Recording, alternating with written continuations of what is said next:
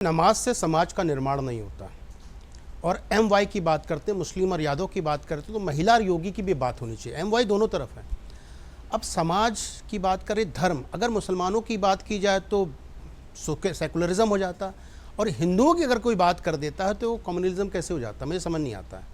और क्यों नहीं, धर्म की बात होनी चाहिए, धर्म है। अगर 80% किसी विचारधारा को मानने वाले लोग हैं तो उनकी भी चर्चा होनी चाहिए, उनके बारे में भी सोचना चाहिए, उनके बारे में भी कहना चाहिए। सर, धर्म पूरी तरह से निजी मामला है, नहीं, इसका राजनीतिकरण करना उस पर सवाल। ठीक है, ये बताइए कि देश में आज़ादी के बाद से क्या धार्मिक ध्रुवीकरण नहीं हुआ, अपीजमेंट नहीं हुआ, लॉज नहीं बने, कानून नहीं बने, टोपी लगा के फतवा नहीं जारी हुआ, फतवा की तरफ वोट नहीं किया गया, एक वर्ग को खुश करने के लिए चीज़ें बदली नहीं गई, एक जो हमारे पैसे थे, टैक्स पेयर के पैसे से लोगों को खुश नहीं किया गया। तो ये अपीजमेंट आज़ादी के बाद से ही चालू हो गया। ये तो खत्म ही नहीं होगा ना सर, कभी उन्होंने किया इसलिए हम भी करेंगे। कोई नहीं कर रहा। अब जहाँ तक आदित्यनाथ जी की बात है, सिंपल उन्होंने बोला है, सड़क पर नमाज नहीं। एडमिनिस्ट्रेटर का काम क्या होता है कि अगर कोई व्यक्ति ज़बरदस्ती करता है तो उसका काम है उसको सुधारना, और सुधारने के लिए जो कठोर कार्रवाई होती है करना पड़ता है, और स्पष्ट बातें करना क्या बुराई है।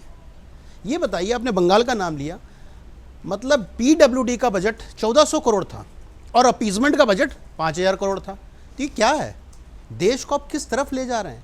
और नमाज, भाई उनके ग्रंथ में, जैसे शुक्ला जी ने बताया, उनके ग्रंथ में लिखा हुआ है कि आप ऐसी जगह पे नहीं पढ़ सकते जो नापाक है या किसी को असुविधा हो रही है, तो उस पर नहीं पढ़ना चाहिए। और नमाज रोड पे ही क्यों, बार बार लोग बोलते हैं कांवड़ यात्रा जा रही है, भजन कीर्तन कर रहा है। अगर कांवड़ यात्रा जा रही, कितने दिन की जा रही, 22 साल में तो 52 होते ही हैं, और बाकी और त्यौहार मिला तो तकरीबन 100 हो जाते हैं मुसलमानों के, हमारे तो एक ही होता ना। तो देखिए, अपीजमेंट की पॉलिटिक्स किसी और ने चालू की। जहाँ तक अखिलेश यादव की बात है, सच है उनके पास एक अखिलेश यादव है, 423 सीट पर एक ही अखिलेश यादव, और उनका मुकाबला किससे है, महिला योगी से। योगी अपने आप में चेहरा, महिला उनके साथ, MY उनके साथ है।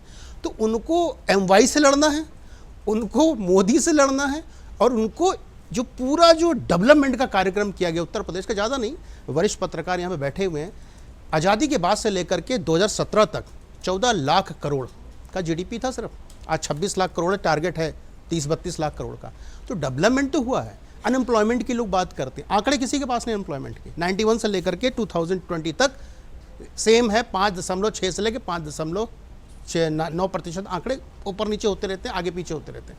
ये बताइए कि चाहे मुसलमान हो, हिंदू हो, सिख हो, ईसाई हो, कोई भी है, अगर शांति है, इंडस्ट्री आ रही है, डेवलपमेंट हो रहा है, सबका विकास हो रहा है ना, तो हम उस प्रोस्पेक्टिव में क्यों नहीं देखते। योगी ने इसके बाद ये बोला कि हम नमाज की बात क्यों कर रहे हैं, हमें डेवलपमेंट की भी बात करनी चाहिए, हमें रोजगार की भी बात करनी चाहिए, हमें सुरक्षा की भी बात करनी चाहिए, महिलाओं की भी बात करनी चाहिए, हमें जो युवाओं की बात करनी चाहिए, उस पर कोई ध्यान नहीं दे रहा है। सब लोग नमाज की पॉलिटिक्स कर रहे हैं। नमाज से समाज का निर्माण नहीं होता है। समाज को निर्माण करने के लिए नमाज अपनी आस्था का विषय है, आप पढ़िए, आपका अपना घर में पढ़िए, अपने मस्जिद में पढ़िए। और सबसे बड़ी बात यह है, इंडिया के अंदर रेलवे और आर्मी के बाद तीसरी सबसे बड़ी ज़मीन इनके पास है, फिर भी रोड पर क्यों कब्जा कर रहे हो भाई। जाओ पढ़ो ना, जितनी जगह तो है तुम्हारे पास, कितने लाख हेक्टेयर ज़मीन आपके पास, उसमें आराम से मस्जिद बनाइए, पढ़िए। इस हाँ, स्टेट के बराबर है, तो आप वहाँ पढ़ सकती, ये ज़िद्द है। और अखिलेश यादव, देखिए समस्या क्या है कि पहले सिर्फ मुस्लिम डिसाइड करता था कि कौन सरकार बनाएगा, अब वो फैक्टर ख़त्म हो चुका है। अब लोग डिसाइड करते हैं, यानी हिंदू भी डिसाइड करता है और मुसलमान भी डिसाइड करता है। अब हिंदू पहले सोया हुआ था, जिसको बोलते हैं सोया हुआ हिंदू, वो जागरूक है। भाई 2014 के पहले हम, शायद आप भी कलावा पहनी, मैंने पहना नहीं है, हम कलावा पहनने में शर्म महसूस करते, मैं पर्सनल बात बता रहा हूँ, शर्म महसूस होती थी कि हमारी विचारधारा कुछ हो सकती है अलग हो, या हमारे दिमाग में कुछ कॉन्वेंट एजुकेशन की बातें डाली गई हूँ। लेकिन आज मुझे महसूस नहीं हो। अपने धर्म के बारे में जानना, पढ़ना, समझना और उसके बारे में बात करने में कोई बुराई नहीं है, लेकिन हाँ, उसको हावी मत होने दीजिए, वो किसी पे उसको डाली भी मत, अपनी विचारधारा अपने तक रखे। और वही कहीं ना कहीं चीज़ें हो रही हैं। इस देश में सेकुलरिज्म तब तक है जब तक हिंदू है। जिस दिन हिंदू खत्म हो जाएगा, सेकुलरिज्म खत्म हो जाएगा, सरिया आ जाएगी। आप बताइए सरिया कहाँ नहीं है। जहाँ जहाँ पे पॉपुलेशन बढ़ जाती है, वहाँ पे मंदिर नहीं जा सकते, चर्च नहीं जा सकते, आप टीका नहीं लगा सकते, बिंदी नहीं लगा सकते, आप मंगलसूत्र नहीं पहन सकते, आप तिलक नहीं लगा सकते। क्या है, तो विचारधारा कहीं ना कहीं से आया। पाकिस्तान में 21% से घट करके 1-2% बचे ना हिंदू, यहाँ तो बढ़ गए, वहाँ घट गए, बांग्लादेश में भी घट गए। तो ये कहीं ना कहीं तलवार पे सलवार पहनने वाली बातें नहीं होनी चाहिए। जो भी चीज़ें सबका साथ, सबका सम्मान और सबका विकास होना चाहिए, और वो कहीं ना कहीं एक एडमिनिस्ट्रेटर का काम है, चाहे प्रधानमंत्री हो चाहे मुख्यमंत्री हो।